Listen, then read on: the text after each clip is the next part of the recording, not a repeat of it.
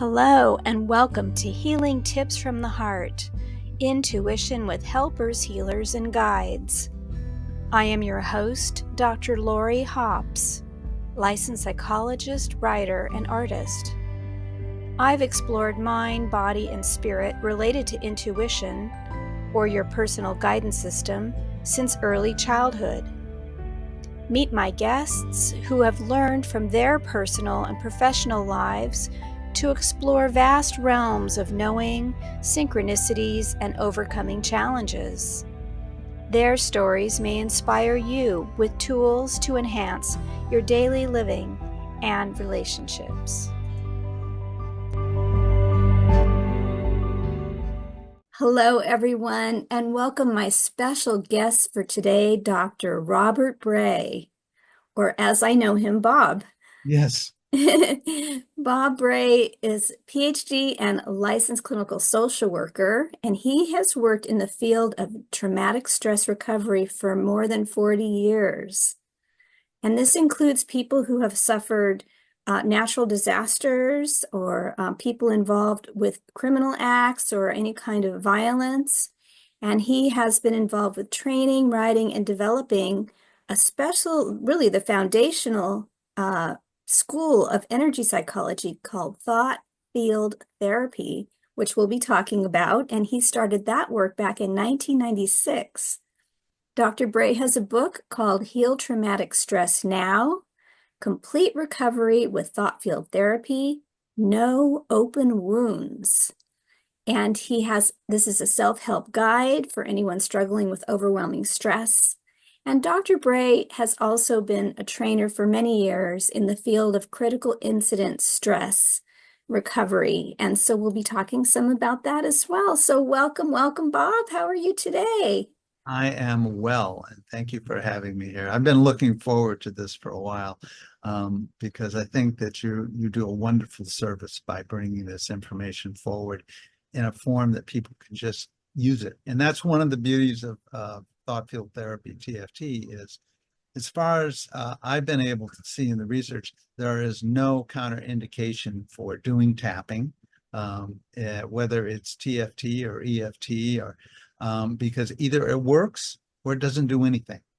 I just want people to know that I've met you, of course, in person, work with you on the board of directors for the Association for Comprehensive Energy Psychology, and I've seen really your open-hearted generosity. Because not only are you a master trainer and you've been around and doing this work for years with tons of experience, but I've seen you help people in situations where there was nothing really for you to personally gain besides your goodwill. And offering that, there's been times, sometimes people will get a little upset when they hear things, let's say at a conference, or because it brings up memories or something for themselves, and you'll take people quietly off to the side and work with them. Just to kind of help stabilize and regulate them. So I just wanted to thank you from my heart to yours and let people know about that. So not only will we share today in your wisdom and experience, but also that generous heart that you have. Oh, thank you. And thank you for giving this opportunity. I mean, at this point in my life, I'm 73 now. Well, actually, my wife just turned 73. I'm actually 72, but as soon as she turns 73, I just say I'm 73. Just don't want to raise that up again, that she's a little older than me. Even though you just told everybody.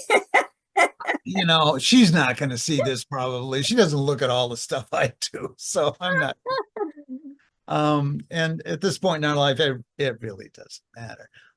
And that what you're talking about in terms of the saying being generous and doing this, it's also my mission. It's kind of where I'm at this point in my life. I still do 10 to 15 clinical hours a week, individual work, but the bigger piece for me is taking this out to the world and sharing.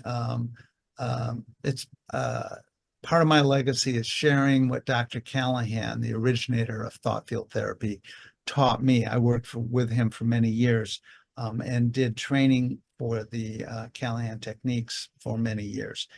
And so part of what's important to me is that people see the power of this simple technique, and that I can share some of the more complex, even more powerful kinds of things that can be done. So, you say when I'm helping people, it's a gift to me when people let me help them. Oh, Um, beautiful. Yeah, thank you for that. And so I'm wondering if you could summarize in maybe 2 or 3 sentences, what is thought field therapy? well, Can you boil it down? And I'm yeah, happy to help if you need some assistance. yeah.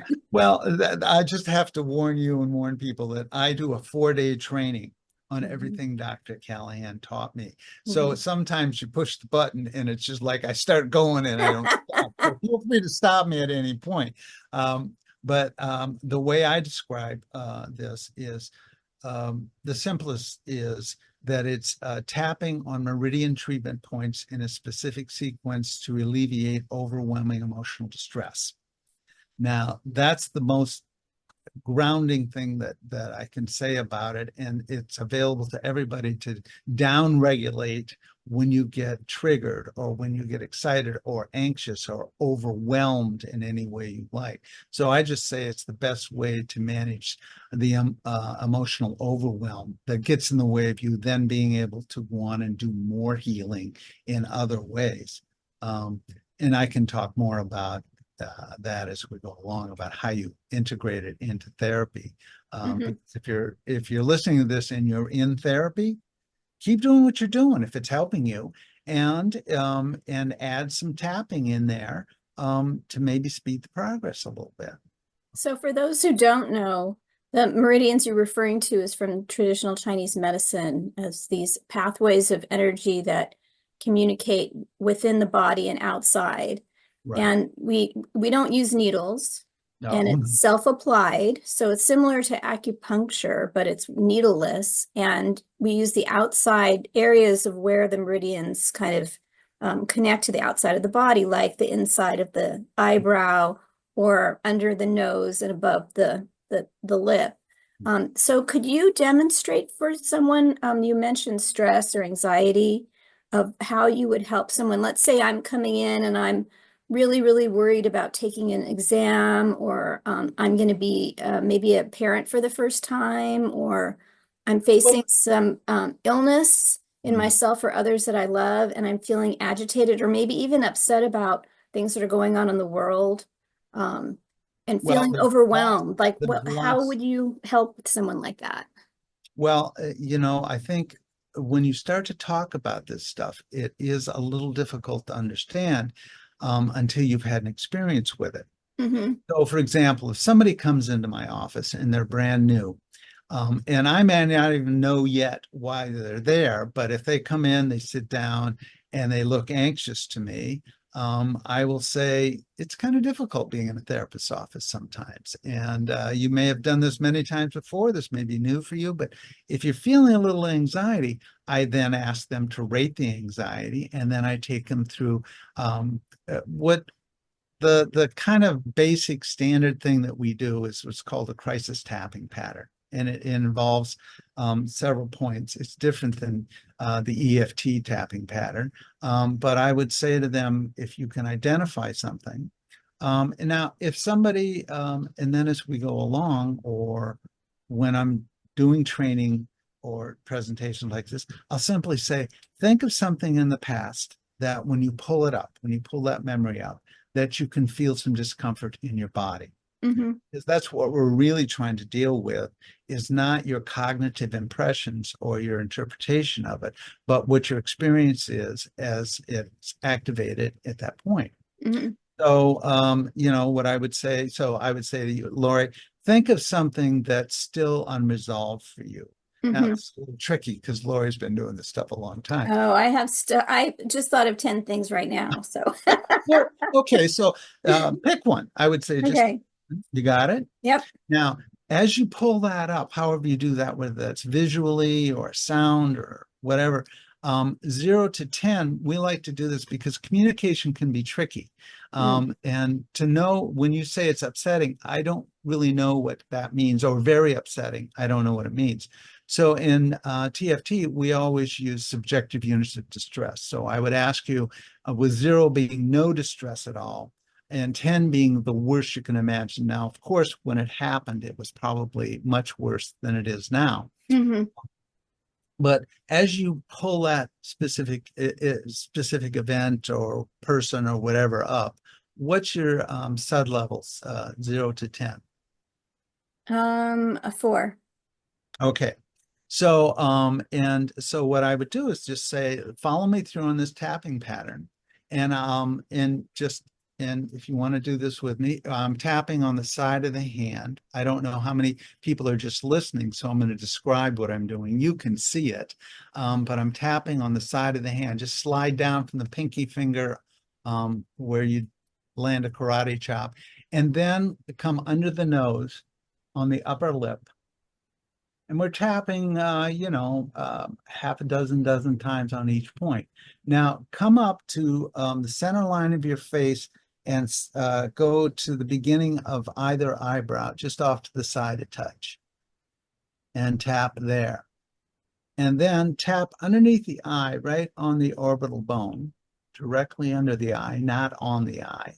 And then tap under the arm and the rib cage, go down about 4 inches. With women, we say where your bra might come across your ribs there. And then come to a place under the collarbone. You can just go to the notch of the throat there and go down an inch or so and over an inch or so, and you're going to find where the first rib, the collarbone, and the sternum come together. It's a little hollow spot. And you just tap there. And then we're going to tap on the index finger between the pointy finger, between the last knuckle and the bed of the nail. On the inside or outside, closer to Towards the the thumb or thumb. the back side of the hand? Towards the thumb. Okay. So right on the corner there. Then again under the collarbone. And then on the tiny finger, same thing, between the last knuckle and the bed of the nail, slightly towards the thumb. And then under the collarbone. So now this whole thing is probably the longest tapping we would do here, but I'm going to take you through the whole thing. So the next thing is what we call the 9 gamut series. So you're going to tap between the, if you go to the pinky finger and the ring finger, your knuckles on the back of your hand go down about a ½ an inch towards your wrist and begin tapping there. And keep tapping while we do 9 things fairly quickly. Close your eyes for a moment. Open your eyes. With your eyes, hold your head fairly level and just look down into the left with your eyes. Now look down into the right with just your eyes. Now here's the trickier part. Spin your eyes in a circle around the room as you keep tapping. I know we're doing 2 things at once here. This is the hardest So part. when you say spin your eyes around, you mean make a circle from as if your nose is the center and you're going around yourself? Yeah, no, it's so look at the floor in front of you. Yeah. Now look to the wall to the right of you. Now Mm-hmm. look to the ceiling above you. Mm-hmm. Now look to the wall to the left. Mm-hmm. Now look to the floor. Mm-hmm. Now do that. Do that. Slowly. Yeah, all the way around. So you're connecting them Yep. counterclockwise. Yeah. Now go clockwise. So whatever direction you were going, go the opposite direction. There you go. You do it very well. I've practiced it a couple thousand Yeah. times. Okay. Now, now here's the kind of the strangest part to this is hum a couple of bars of any tune. And then count out loud. 2, 4, 6, 8, 10. And then hum again. And then what we do is we repeat tapping on those meridian points that you were describing before. So the first one's the side of the hand, then under the nose, then the beginning of the eyebrow, then under the eye, under the arm, under the collarbone, index finger, under the collarbone, tiny finger, under the collarbone. Okay, now pull up whatever it was before. Have a drink. Yes, whatever your coping mechanism is, yes. Mine is water. Okay. So now pull up however you did it before, whether it was an image or a sensation or whatever. And now notice what you feel in your body. Now go back to wherever you were noticing it in your body before and rate it again now from 0 to 10. And don't worry if it didn't change for you, don't get worried about it. It just means you need a little different tapping pattern or something different. But what did you notice? So it was a 4 and it went down by half. So it's a 2 now. It's a 2. Mm-hmm. Okay. So now what I would say is if you're sitting in my office, I would say, maybe 2's fine. It depends on what it is, because some events in our life are always going to evoke certain emotions that are uncomfortable. Mm-hmm. But what I would say to people is if you don't need that anymore, if you want to try to get that down a little bit, what I would say is if you're just doing the standard thing, you can just repeat what I did. Now that's available. If you go to my website, rlbray.com, and click the button that says try TFT, it'll take you to a YouTube video Mm-hmm. that just takes, you can see just what I did here and it'll do it again. So that's available to you. Or you can just go to YouTube and put my name in and say demonstration TFT. So there's ways to do it. So I would just say, let's try it again. Now, I know that I have limited time with you. So Yes. I'm going to suggest that we maybe just try something a little more advanced. Well, a lot more advanced. So I'm trained at the highest level, probably the best trained TFTer from in terms of working with Dr. Callahan as anybody. So I use kinesiology muscle testing to connect Mm-hmm. and to test what would be the better tapping pattern. So I'm going to go ahead and, if you're okay with it, I'm going to go ahead Yeah. and do that and see if there's any more that we need to do, or you may be done it too. So the way I'm going to demonstrate is you'll notice that I've got my hand up here and you'll see my finger coming up and down. So for those who are only listening, can you Yeah. say what you're doing? Yeah. I just put my hand up on my chest so I could be seen on the camera. And I use my index finger as the indicator muscle when I'm doing surrogate testing for somebody else. So in this case, I'm doing surrogate testing with Lori's permission for her. So what'll happen is because the energy we talk about is non-linear, it's non-temporal, it's we connect soon as we make the decision to connect. Some say it's intention. We don't need to get into that. But so anyway, just so you can see what's going on, and let's see how this connection is working. So Lori, if you would just say a positive statement like, I want to be healthy. I want to be healthy. Now, my finger engaged strongly, so that's a true statement. Let's say something like, I am in Massachusetts. I have to warn you before I say something. Yeah. I may not be the best person to do this with Well, that's okay. because I tend to register truth for possibilities. What I would ask you to do is say, I am currently in this moment in Massachusetts. We'll see what happens. Okay, we'll give it a try. I am currently in this moment in Massachusetts. I get a strong reading on that, which we know is not true. In thought field therapy, we would say that's because there may be a reversal as she thinks about this in this very complex way. So, Lori, just tap the side of your hand a few times. I want to see if this. I actually don't think it's a reversal, but Well, it doesn't matter. If it doesn't, it doesn't. yeah, Say I'm in Massachusetts right now. I am in Massachusetts right now. Interesting, because now my finger is weak. Okay. Say I'm in California. I'm in California. Okay. Now, what I want you to do is pull up that thought, or I don't know if it's a picture or is it? Oh, that I tapped on? Yeah. Okay. Is it a picture? Do you think? Are you? It can be, yeah. It's many things. Okay. Well, Yeah. whatever it is, just pull it up again. Yeah. Okay. Say this event. This event. Now my finger test wink. which in TFT means that there's a perturbation or disturbance that's still present. Yeah. So what I would say is, let's see if we can find a tapping pattern that may resolve that. Okay. Just say I want to be over this event. I want to be over this event. I get test strong. So what I'm going to do is, if it's okay with you, I'm just going to find tapping points on my own body and test to see what I can find. Beginning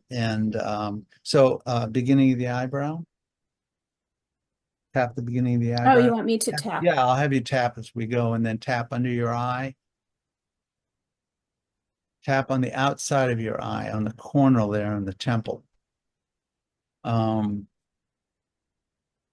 Tap on your middle finger between the last knuckle and the bed of the nail. Oh, tap on your index finger. Tap under your collarbone. And say, this event. This event. Now it's testing strong as you say that. So what we're going to do is do the 9 gamut series. So tap the back of your hand, close your eyes, open your eyes, look down left, look down right, whirl your eyes around, back the other way. Yeah, you'll go a little slower. Oh, that's all right. Didn't mean to rush you there. I don't want to become nauseous right now. No, I get it. And don't ever, when you're doing tapping, don't ever do anything that's uncomfortable for you. Yeah. You know, I sometimes just tell people, imagine you're whirling your eyes if that's Yeah, yeah. No, I like to be really thorough because I know that there's little tiny spaces in that circle that get missed sometimes. So yes. Hum, Mhm. count, 1, 2, 3, 4, 5. hum again. Mhm. Then we're just going to repeat the tapping we did, which was the beginning of the eyebrow, under the eye. Side of the eye. No, actually I think we did, before we did the side of the eye, we did the middle finger, Oh, okay. And outside of eye, all right. index finger, Okay. and then under collarbone. Okay. So, just say this event again. This event. See, now it's testing strong when she says this event now. And so, but that's just what my experience is working with her. The more important thing is, Lori, as you pull up that event now, what is the SUD level, subjective unit of distress, as you focus on it now? It's changed. So the event has the event I started tapping on Uh-huh. has transformed itself so Okay. that there is a I would That's say fine. that the experience I had at the beginning Yeah, is gone.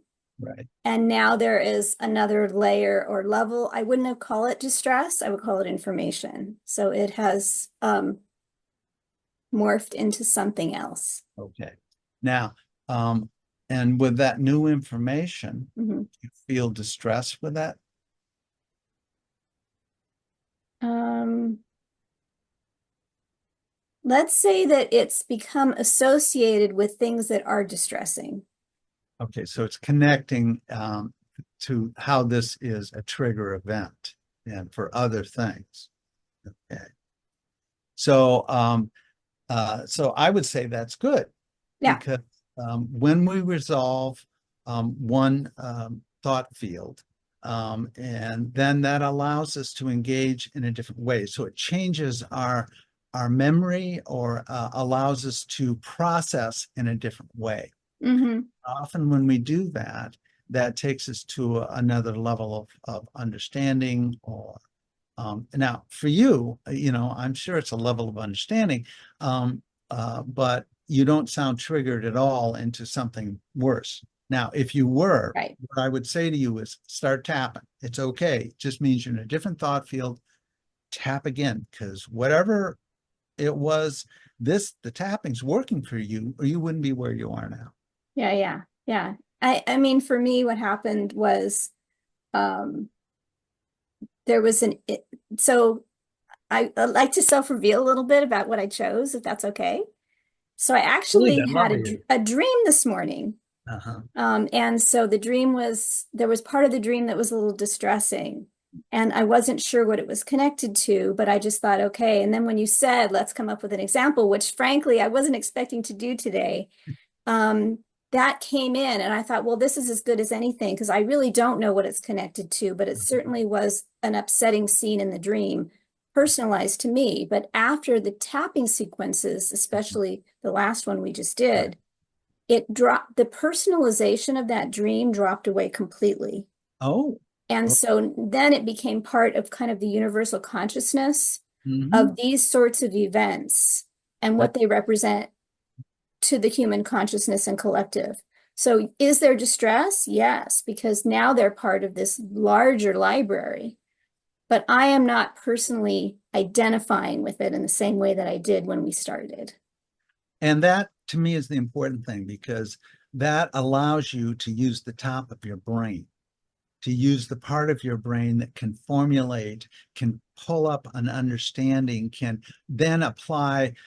Once you have this formulation, you can then apply logic and reason to come to some conclusions about what does this mean or what do you do with it. And ultimately, what we want you to do is to process it in a way that you arrive at some conclusions that then allow you to establish a plan. And then you can activate that plan by taking action.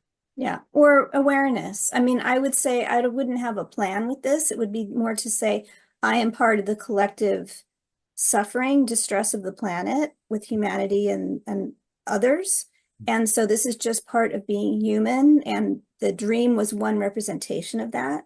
Yep. And so it's like it puts things more into perspective. It doesn't take away my own personal suffering, Well, no, but I think but it puts it I into perspective. right. And Yeah. I think the bigger important thing here is that you are taking action in regards to human suffering. Your whole career has been taking action in human suffering. And so now that we've taken it out of the personal, we put it back into there's a bigger plan here for Lori. And well, if you ask me, what do I think is the solution for the violence in the world? I will tell you is healing the violence in the world. Yeah. You know, I, I think about Ukraine, lots of feelings. I think about what's going on in the Middle East and all of the Middle East, and I've got lots of feelings. But none of them overwhelm me to a way that I couldn't say to somebody, you need some help with it? Let me help you. Hmm. And to me, that's taking action that fits with my mission, with my purpose.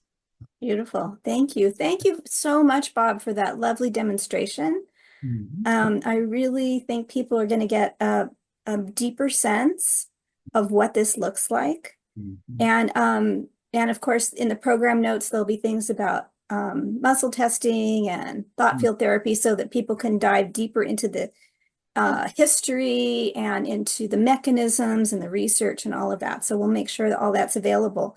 But I know we're coming to the end of our time, and I just Wow, wondered that if, went fast. yeah, I wondered if you could speak a little bit, as you were saying, about your mission. And you've talked about being trained to help with critical incidents. Right now, we're recording this at the end of September, where we just had a huge Hurricane Helene that came through the southeast part of the United States. Right. And, we're dealing with hurricane season, so there may be more coming. Right. And there's just disasters happening, man-made and nat quote unquote natural disasters all the time. And then the personal disasters of our private lives too. And so I'm just wondering if you have some maybe insights or words of advice as we kind of pull this together Sure. today. I like to start with a kind of a definition of what we're talking about, which is that traumatic in the medical field, traumatic refers to the tearing and ripping of flesh. If Hmm. you're going to a trauma unit, it's because they expect to see something that's been torn or ripped or whatever. The fabric has been ripped. Hmm. And I think when we talk about traumatic stress, again, we're not talking about stress because that's part of being human, and there's a healthy kind of stress and all of that's good. But at some point when the stress is too much and it rips the fabric a bit and we're not functioning, we're not operating as we have, then I think we've entered into traumatic stress. That's one way that it happens. That's big T trauma. There's also small t trauma, which happens to us when I think when we're young and very vulnerable and we haven't developed those muscles. It's very easy to tear them and to kind of get lost in what's going on. And trauma can come in that big T way by a sense of your life being threatened or someone you love being threatened. And in a hurricane, that's pretty clear what's going on. As a child, when you enter that space and you think about your mother getting hit or your brother being punished, or those are, again, traumas, but we usually talk about it as early on stuff that figures into the formulation of the brain. So traumatic stress or PTSD kinds of things, post-traumatic stress disorder, to me, there's two simple concepts I want to share with you. One is that the definition and the way I look at it is traumatic stress is the inability of the mind and body and spirit to discern the difference between the there and then, when it did happen and your life or the loved one's life was at risk, and the here and now where you are safe and you don't need to do that. But that's kind of that flashback experience. So I'm always looking at, can you tell the story? Now, here's my test for post-traumatic stress. Can you tell the story from beginning to end with appropriate affect? Which means that when you see something happen in that story that evokes pride in somebody else, that you feel that. Or when you sense somebody being relieved or saved, that feels good. I mean, you might even cry with it. But to me, that's appropriate affect. You might even get angry at some point. That's appropriate. But if you get so angry, you put your fist through the wall, that's inappropriate affect.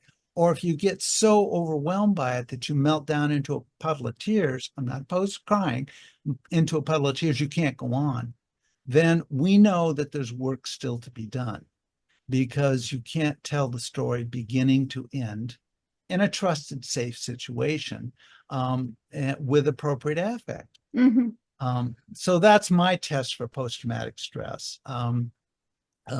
And the other thing is, just remember, what we're trying to do is get you fully present in this moment where you can be safe. And if you're not safe, to get you to get safe. Yeah, because sometimes traumatic stress is ongoing. Oh, yeah. Yeah. And you have to be able to recognize what's going on outside of you. But that's a tricky thing. To separate what's going on inside and what's going on outside, and Very what's the much. appropriate relationship to those two things. I know we could go on, and Oh, I asked you this really big question, but I know that you've done a lot of work with helping people through. Have you worked with first responders? Oh, yeah. I just give you a sense. I kind of get a gist of that. I was a lifeguard as a kid. Oh, I was a wildland firefighter as a very young man.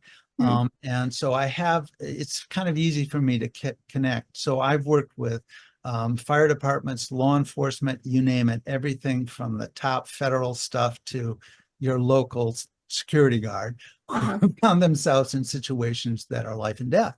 Yeah. And often overwhelms it. I've worked with first responders, who are riding in an ambulance, and the pre-hospital stuff. I've worked with physicians and nurses in the hospital.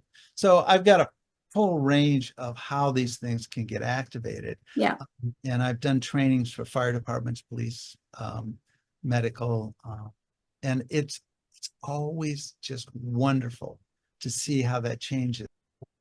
Oh, I'm so glad that you joined us today, Bob. And do you have anything else you'd like to say before we say goodbye to everyone? Just thank you for letting me share this. And I hope to see you and a whole bunch of people at the ACEP conference shortly. Yes. Thank you. Okay. Bye-bye, everyone.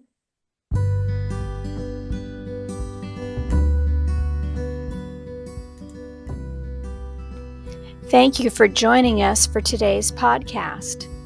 If you want to learn more, you can visit my website for podcast and resources at hopshealingtips.com. You can also like, share, and subscribe to this channel. This podcast is for information and entertainment purposes only and is not providing healthcare advice. Please seek guidance from your professional healthcare team should you need assistance.